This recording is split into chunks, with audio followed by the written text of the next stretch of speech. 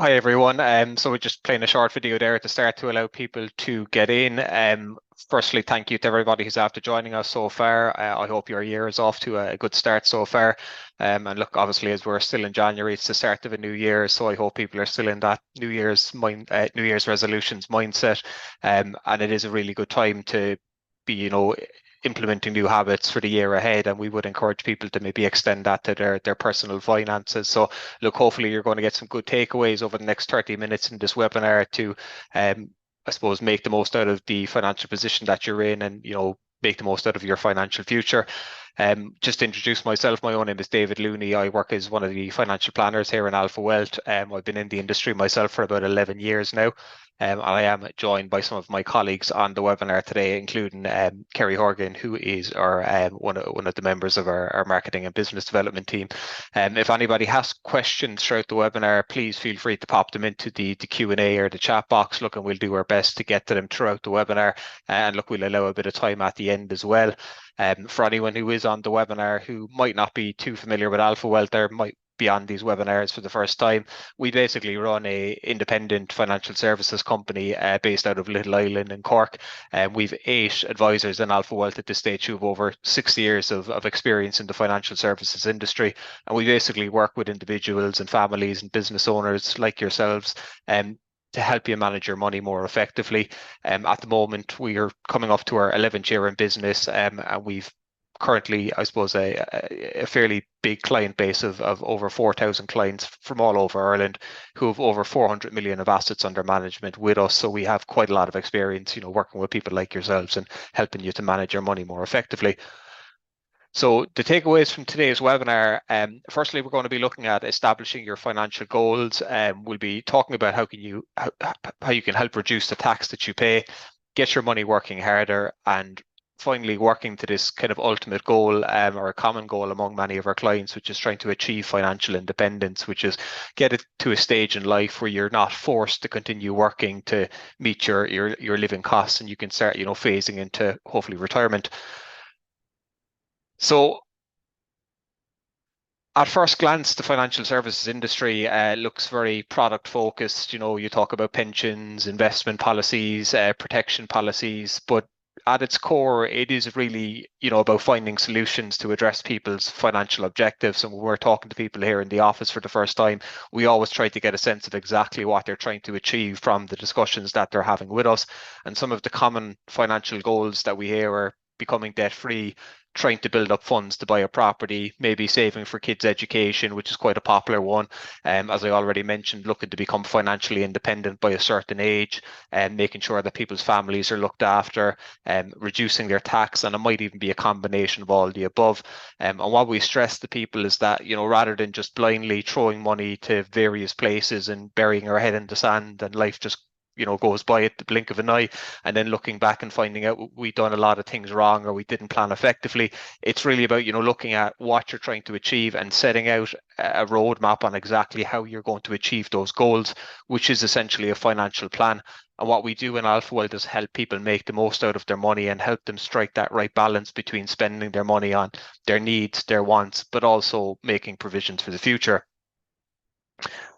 When it comes to working towards your financial goals and building out that financial plan, we talk about compartmentalizing that into 3 separate pots with an emphasis on the short term, which we would deem to be anywhere from, say, today to that kind of 3/4 year period.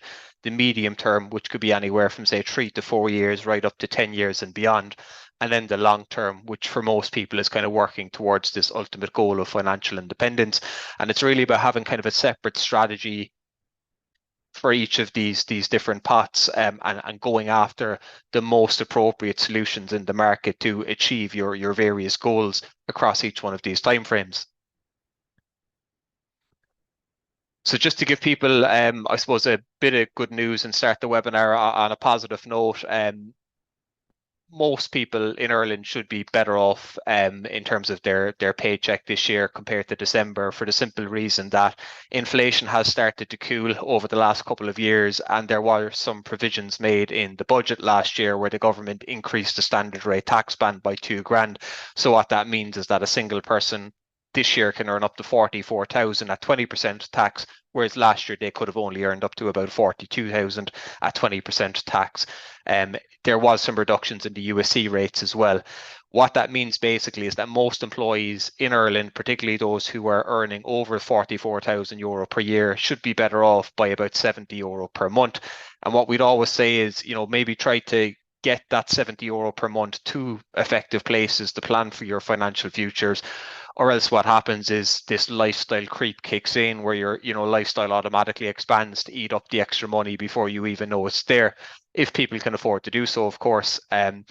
Very welcome as well is that they did extend the rent tax credit. That's now gone up to €1,000. So if there is anybody on the webinar today who is renting, I would urge people to claim that rebate, and you can't even go back a couple of years. So like if you have, let's say, a couple renting an apartment, that's €2,000 back into your back pocket.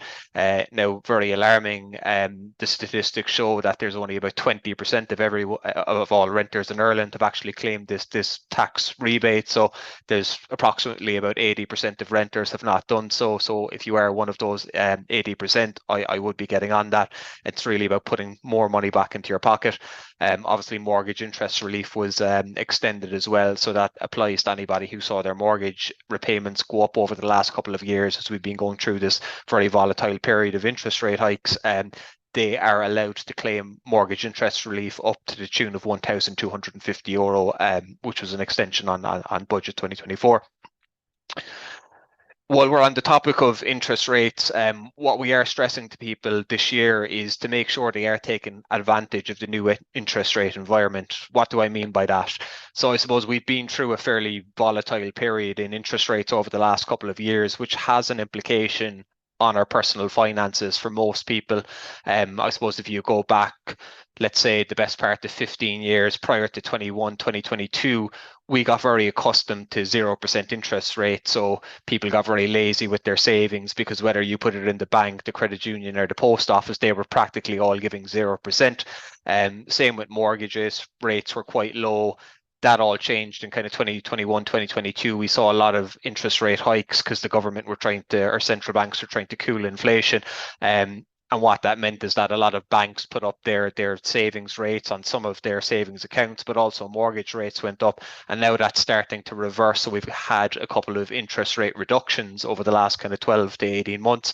And even though I suppose rates have come down a bit, they're still much higher than they were on average, let's say, for the last 20 years. So really, most of us should be being a bit proactive around this when it comes to our savings and also our borrowings.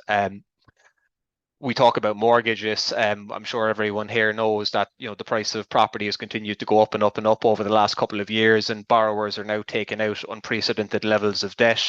So it is really important that for any debt that you have, whether that's short-term debt or long-term debt like a mortgage, that you are trying to get the lowest interest rate possible on that mortgage or on that loan.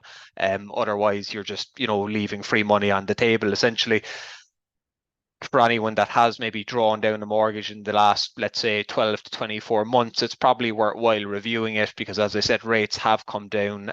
Like if you go back to, let's say, this time last year, rates were up at around 4%. They've now come down closer to about 3%. So there should be a lot of people that might have an opportunity to maybe jump onto a lower rate than the ones that might have been available over the last kind of 12 to 24 months, or particularly for anyone who had a kind of a longer term rate locked in and is now coming up to let's say the maturity of that rate. Feel free to reach out to us. Look, and we can give you some advice. There's a lot of new entrants into the mortgage market as well. So it's not just your traditional banks anymore, your AIB, PTSB and BOI. You've numerous providers now in the market. So there should be plenty of opportunities there for people to save. We talk about interest rates on savings as well. Numerous news articles about this over the last couple of months and years. And look, I suppose the overarching message is that Irish people have been always very, very great about saving. So they're doing, let's say, half of it right, but they haven't always been very good at maximising the returns. So there is a record of 159 billion on deposit in Ireland from Irish savers at the moment, under central bank figures, but unfortunately about 90% of that is in either current accounts or demand deposit accounts, which are earning little to no interest. And nobody in Ireland today should be accepting 0% interest rate on their savings, because even though rates have gone down a bit in the last couple of months, you still can get quite good interest rates on your savings in the region of about 2 to 3%.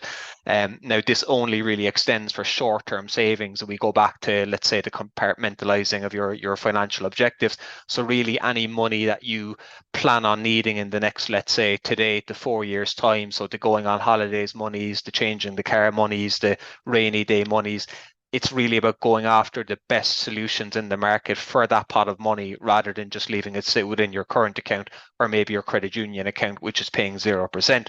So what are the best options out there? We found in Alpha Wealth that, let's say, these online banks are now offering the best interest rates for short-term savings. So the likes of your Raisin.ie's, your Revolut, your Bunks, your Trade Republics, your N26s, there's loads of them out there.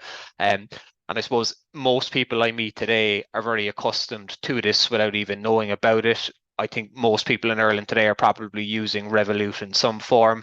If I spoke to people 15 years ago about using a Lithuanian online bank for their day-to-day banking, they would have ran a mile, but now it's just become the norm. But Revolut aren't the only one in this space. There are many of them. And a lot of people have spoken to me about using Revolut for, let's say, short-term savings to get a return better than what the Irish banks or credit unions are giving. But there are better options out there as opposed to Revolut as well. Two of the banks that I would like to talk about today is firstly a German bank called Trade Republic. They're an A credit rated institution, and then Raisin Bank, which actually allows you to access loads of different rates in the market from different European banks. So firstly, just to stress with Revolut, okay, their normal rate is 1.7%. If you want to get a better rate, they advertise what are called flexible cash funds, okay? However, the best rate that they offer is currently 3.89%, which looks good on paper, but it actually involves holding your money in US dollars, so you are taking on currency exchange rate. If you want to look at the euro rate, it is 2.64%. However, with both of those rates, they actually hold the money in what are called money market funds, and therefore the tax rate on the interest rate is actually 41%. That's exit tax, as opposed to DIRT, which is 33%, which eats into your return. And they're not seen as protected deposits because they are in funds, so they're not generally covered under EU deposit guarantee schemes. Whereas if you look at banks like Trade Republic and Raisin, they're currently paying somewhere between 2.9 to 3% per year, without locking up your money. You can access it at any stage. They are covered under various deposit guarantee schemes, so the money is protected, very much like keeping it in the Irish banks. And the tax rate, as I said, is 33%. So it does take the after tax return down to about 2%, which is probably a lot more than any Irish bank, credit union, or post office will give. Like the credit union, nobody should be saving in the credit union at the moment. They're the worst place to put your money, for the simple reason that they're the only, let's say, account in Ireland which is giving you 0% interest on your savings. The credit union is only interested in you borrowing money from them. So if anyone has large balances in their credit union, I would encourage you to check out some of these new online banks like Trade Republic and Raisin. Now, a lot of people ask me, how safe are they? Okay. And what I've shown here is just a bit of a snip from the three best options in Raisin. These are three Swedish banks, and you'll notice that there's a series of letters after the bank, which is three A's. That's a triple A credit rated bank. It basically, I suppose, assesses the financial strength of the bank. And it might shock people to know that a lot of Irish banks are B credit rating. So you can have your money with a stronger bank versus the Irish banks, get a much better interest rate than the Irish banks are paying, and have it all covered under, the equivalent EU deposit guarantee scheme, whereby if the bank ever went out of business or went bust, there is various insurance schemes with the governments in those countries to cover your money. So absolutely, they are safe, but it's just important to look under the bonnet. And of course, we can give independent advice on this. Just to stress, I suppose, some of the interest that people are leaving on the table. If you take an example of somebody saving €1,000 per month over a 3-year period in an account which is giving 1% versus 3%, there's a difference of about €1,000 in net interest there between the accounts over a 3-year period, which is really, I suppose, substantial. I did stress that your bank accounts, credit union accounts, online bank accounts, they are only really for what I would deem to be short-term savings, because the simple reason for that is that we always want to be sure, make sure that our longer term savings are earning a return which outperforms inflation, which is a big challenge for all of us when it comes to our savings. If you think about it historically, everything gets more expensive by about 2.5% to 3% per year. Many people would argue that it's actually a lot more than that if you look at the cost increases of certain things like, insurance premiums and stuff like that over the years.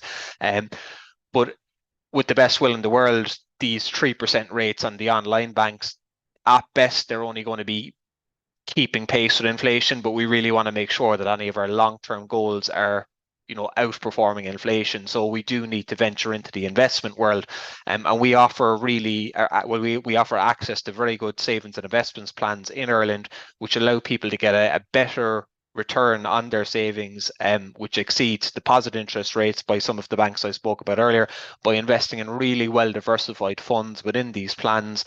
The returns that are available are usually in the region of about 5 to 10% per year. You can put money away on a monthly basis. You can put money away as a lump sum. And you usually do have the option to access that rather than tying it up. They allow you to benefit from compound interest, and they make a lot of sense. So a couple of years ago, we did set up something called the Alpha Savings and Investment Club to basically educate people on the alternative savings options that are out there in the Irish market outside of your, say, traditional banks and credit unions. And we allow our clients to access some of the best savings plans in the market. The plan that we usually use is through Zurich, who I would regard as the best fund manager and provider in the Irish market. And it allows you to save into it on a monthly basis by as little as €100 per month. It's very flexible in that you can increase, decrease, stop and restart.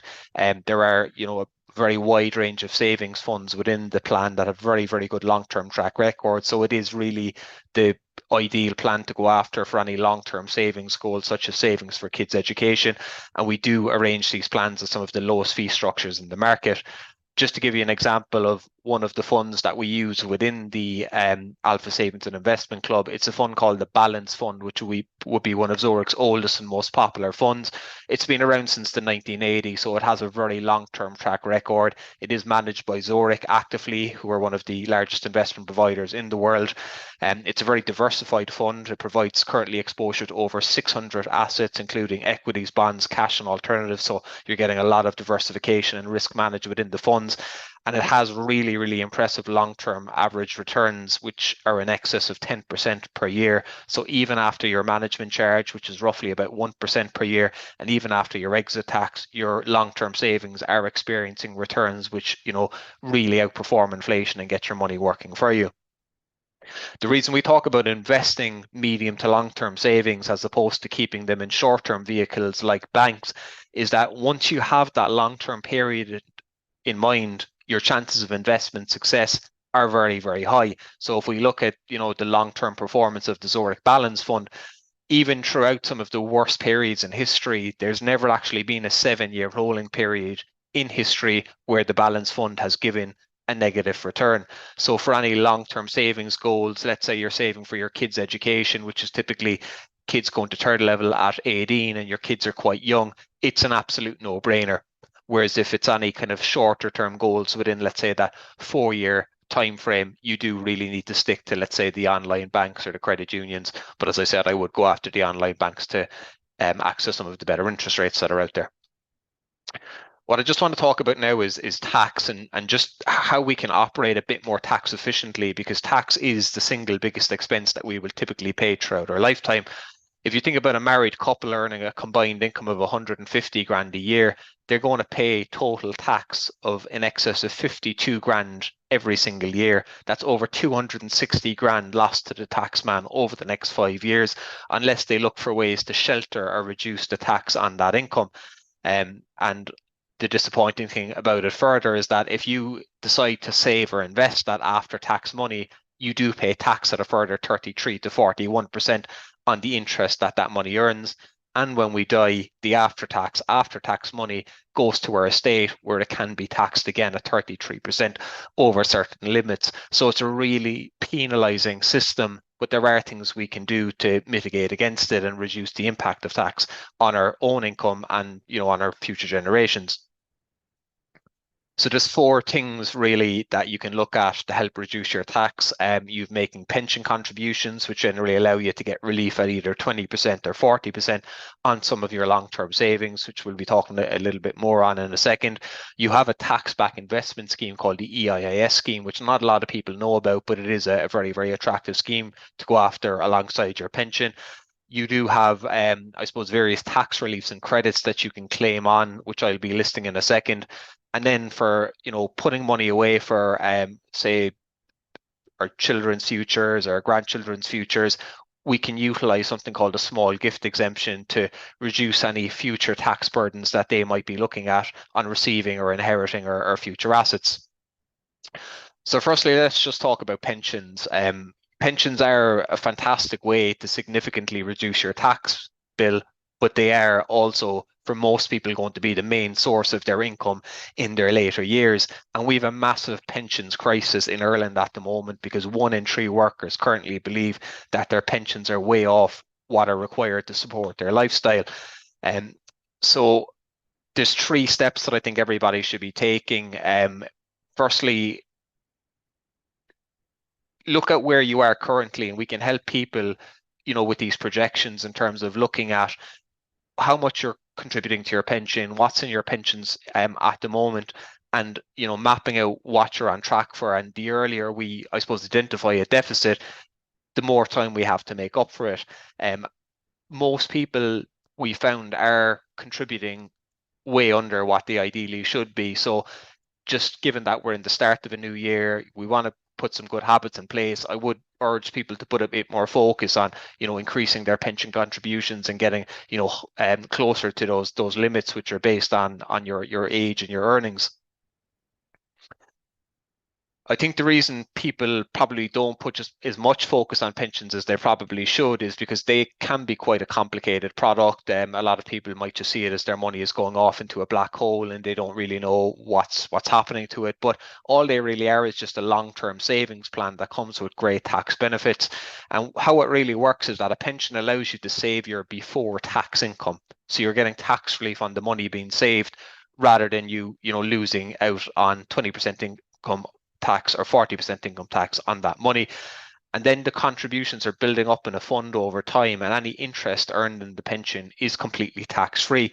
And a lot of people think that you have to be paying into a pension up until, say, 65 or 70 or something before you can access it. Most pensions in Ireland can actually be accessed from 50. And what happens at that point is that, or what at any point that you want to access the funds, is that you get to take usually 25% of the pot as a tax-free lump sum, and then you can draw regular income from the remaining pot as and when you wish, generally at a much lower tax rate than you are currently paying, because most people in Ireland today are paying 40% income tax on their income, whereas if you look at your retirement savings, generally your income is a bit less and your tax position is a bit more favorable. So for most of us, we're getting 40% tax relief on all of the contributions that are going into our pot. We're getting years and years of compounding tax-free growth. We're getting 25% of that future pot out as a tax-free lump sum, and then we're drawing income from the remaining pot, probably at little to no tax. So as I said, I'm not a big fan of the term retirement, and we usually do prefer this term financial independence, which is, getting people to a point in time where even if they want to continue working, they're not forced into a situation where they have to. And a lot of people ask me, David, what is the magic number? How much should I have set aside to retire, let's say at 60, because the state pension doesn't kick in till 66, which is quite late. So a lot of people want to be in a position to retire a lot earlier than, I suppose, waiting for that state pension to kick in.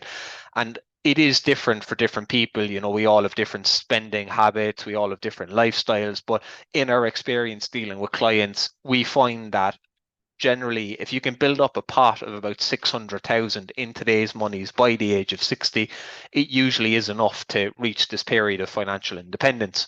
Now, what are the numbers driving that? Okay, so if you think about a pot of 600,000, as I already said to you, you can access 25% of that as a tax-free lump sum, which is 150 grand.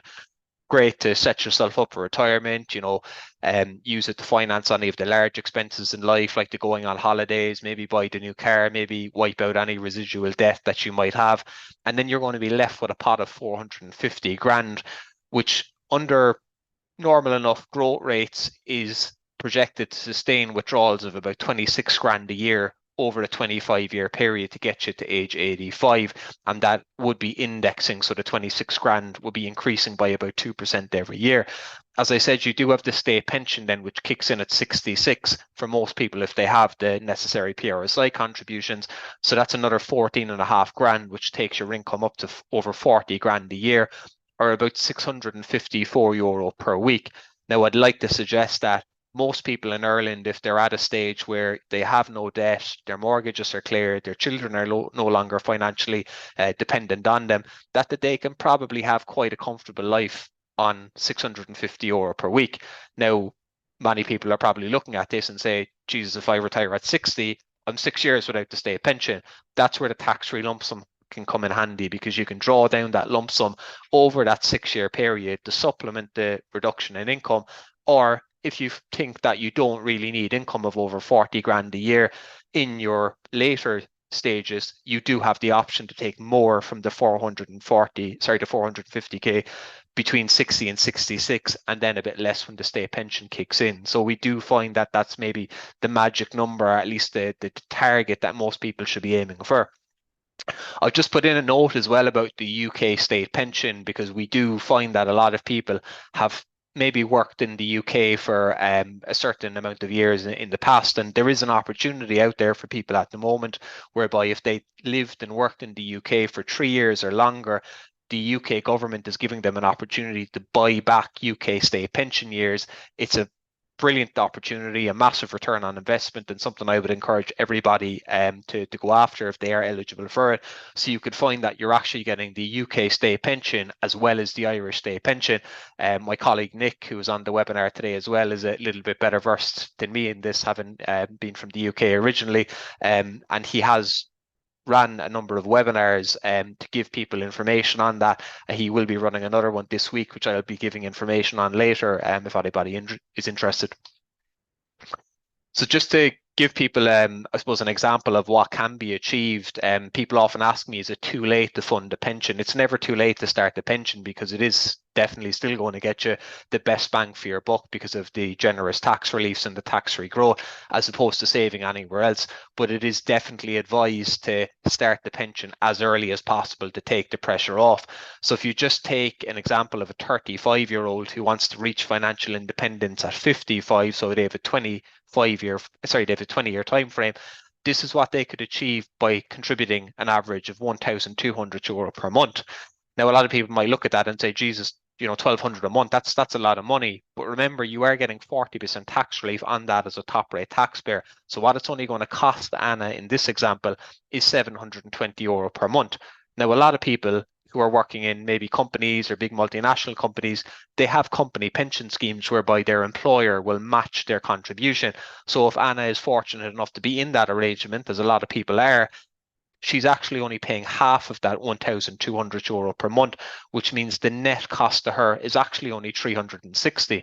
What a great opportunity. Imagine being in a position where you only have to save less than 100 quid a week, €360 a month, and you're getting €1,200 hitting your pension from the extra contribution from both the taxman and your employer, and all of that €1,200 a month is growing tax-free over the next 20 years. With those contributions, Anna would have built up a pension pot of over 800,000 by the age of 55, assuming typical fund growth rates, which would give her a tax-free lump sum of 200 grand, and the projected pot expected to provide income of over 30 grand a year for a 30-year period, increasing each year in line with inflation. What I want to stress to people, Sorry, just while you're on that, there's a question here. Are AVCs a good way to go for a HSE employee short on years for pension? Yeah, AVCs are a fantastic opportunity, and I rarely met public sector workers where AVCs did not make sense for them. I believe almost all public sector workers should be contributing to AVCs just to top up the income that their normal pension would give them, and to make up for any years that they might have missed, like the max pension is based on 40 years of service. So for anyone who doesn't have that or is not going to meet that by the time they retire, AVCs are a great way to get your long-term savings working harder, reduce your tax, and fill that void. There is another opportunity where you can buy back years as well as AVCs. So, feel free to reach out to us and we can give you some independent advice on which makes most sense for you. Now, when it comes to making pension contributions or starting a pension, or even for any old pensions that you might have in old employment, I want to stress that there's a massive variation between the returns of different funds in the market and different fund managers. So you always want to make sure that you're getting access to the best available. The only way you can make sure you're getting access to the best is by dealing with an impartial broker such as Alpha Wealth, who isn't tied to specific providers. Just to show you the difference, I've actually just ranked 5 of the market's main fund managers here. These are all risk level 5 funds, so that's 5 on a scale of 1 to 7, which would be kind of the most popular risk rating fund in the market. So we've Zurich's Prisma 5, Irish Life's Multi-Asset Portfolio 5, Aviva's Multi-Asset 5, New Orleans iFund 5, and Standard Life's MyFolio 5, all risk level 5. Over the last 5 years, the Zurich Prisma 5 has produced returns of 63%. In stark contrast, the same Irish Life fund, same risk level, has done less than half of that. Aviva, almost half of that as well.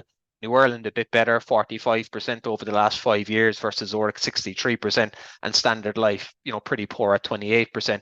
So if anybody has pensions that are stuck in previous company schemes, we would encourage you to review those and make sure that you are in the best possible funds, and we can give people advice on transferring their pensions to more favorable arrangements. We can give people advice on their current employment schemes just to make sure that they are availing of the best funds within that particular scheme.